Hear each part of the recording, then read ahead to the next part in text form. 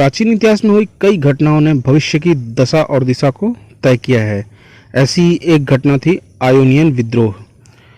साल 499 बीसी से 493 बीसी तक चलने वाले इस विद्रोह ने राजतंत्र के सामने एक ऐसी लकीर खींची और दुनिया के सामने प्रजातंत्र की ताकत को पहली बार सामने लेकर आया। नमस्कार, मेरा नाम है राधेश्याम शर्मा और आज हम आपको ले जाएंगे विश्व के प्राचीन इतिहास की तरफ, जहां से महान पर्शियन साम्राज्य और महान ग्रीक साम्राज्य के बीच में युद्धों की शुरुआत हुई थी। पर्शियन साम्राज्य अपने स्वर्णिम दौर पर था। साल 540 बीसी में पर्शिया ने आयोनिया पर आक्रमण किया और उसे अपने साम्राज्य का हिस्सा बना लिया। पर्शियन साम्राज्य बहुत बड़ा था, ऐसे में उसे चला पाना भी एक मुश्किल कार्य था और इसी समस्या का समाधान करने के लिए पर्शियन साम्राज्य ने हर क्षेत्र में अपने प्रतिनिधियों को शासन करने के लिए बैठा रखा था। ये प्रतिनिधि सत्रप कहलाते थे। ये छोटे छोटे राजा के बराबर का कद रखते थे। इन क्षत्रपों में आपस में राजा की नज़र में आने के लिए प्रतिस्पर्धा लगी रहती थी। साल 499 बीसी में पर्शियन साम्राज्य के एक छोटे से हिस्से नैक्सोस में वहाँ के लोग अपने सत्रप के खिलाफ खड़े हो जाते हैं और क्षत्रप के साथ उनकी लड़ाई होती है और वो सत्रप को मार देते हैं। नैक्सोस पर अब पूरी तरह से वहाँ के लोगों का कब्जा था और वहाँ पर लोकतंत्र कायम हो जाता है। नैक्सोस समुद्र के बीच में स्थित एक द्वीप था जो साम्राज्य के केंद्र से बहुत दूर था। वहाँ से विद्रोह की खबर ही केंद्रीय शासन तक पहुँचते पहुँचते कई महीने लग गए।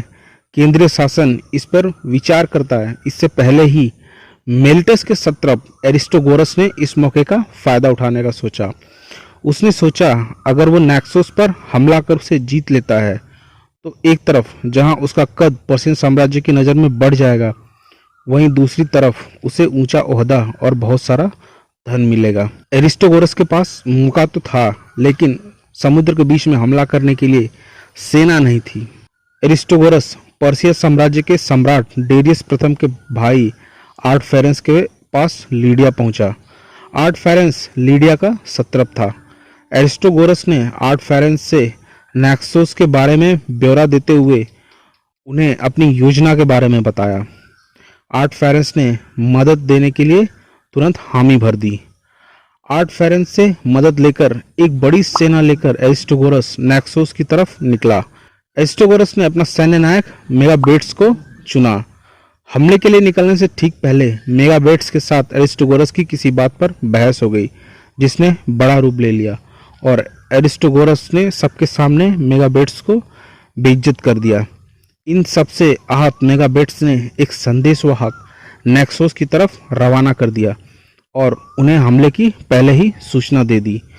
इससे नैक्सोस के लोगों को हमले के लिए तैयार होने का समय मिल गया। एरिस्टोगोरस जब नैक्सोस पहुंचा तब तक नैक्सोस की सेना ने अपनी सुरक्षा की बढ़िया तैयारी कर ली थी। एरिस्टोगोरस ने पूरे नैक्सोस का घेराव कर लिया।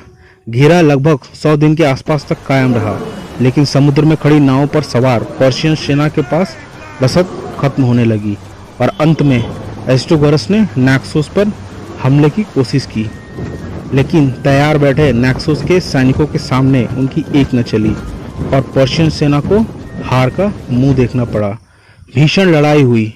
पर्शियन सैनिकों ने लाख कोशिश की, लेकिन वो हार गए और इसके बाद एरिस्टोगोरस वापस मेलिटस लौट गया। एरिस्टोगोरस वापस मेलिटस तो लौट गया, लेकिन उसे समझ नहीं आ रहा था कि वो आर्टफेरेंस को क्या जवाब दे, क्योंकि ये सिर्फ उसकी हार नहीं थी, बल्कि एक तरह से पर्शियन साम्राज्य के सेना की हार थी और ऐसे में उसे कुछ न कुछ तो सोचना ही था। एरिस्टोगोरस में बोलने की बहुत बढ़िया कला थी। वो लोगों को अपनी बात अच्छी तरह से समझा सकता था और इसी का फ़ायदा उठाते हुए एरिस्टोगोरस ने अपनी नाकामी से बचने के लिए एक उपाय सोचा। मेलिटस आयोनिया क्षेत्र का एक अंग था। उसने अपने लोगों से कहा कि हम क्यों पर्शियन साम्राज्य के अधीन रहें, हम भी नैक्सोस की तरह स्वतंत्र रह सकते हैं। एरिस्टोगोरस ने पूरे आयोनिया को भड़काकर विद्रोह करने के लिए राजी कर लिया। एरिस्टोगोरस अच्छी तरह जानता था कि अकेले आयोनिया के बस का नहीं है कि पर्शिया की सेना से टक्कर ले सके। इसलिए उसने ग्रीक साम्राज्य के राज्यों से मदद मांगी। स्पार्टा ने साफ साफ मना कर दिया, जबकि एथेंस और एरिट्रिया ने एरिस्टोगोरस की मदद के लिए अपनी सेना को भेज दिया। ग्रीक सेना को लेकर एरिस्टोगोरस ने आर्टफेरेंस के शासन क्षेत्र लीडिया पर हमला कर दिया।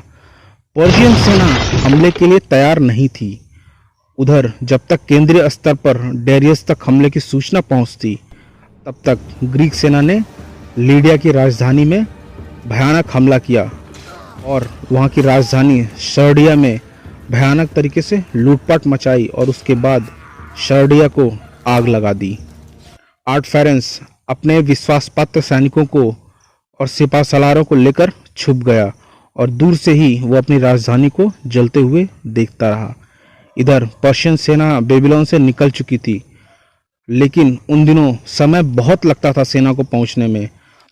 सर्डिया को पूरी तरह तबाह करने के बाद जब ग्रीक सेना वापस लौट रही थी, तब इफिसस में डेरियस की सेना ने उसे घेर लिया और भयानक युद्ध हुआ।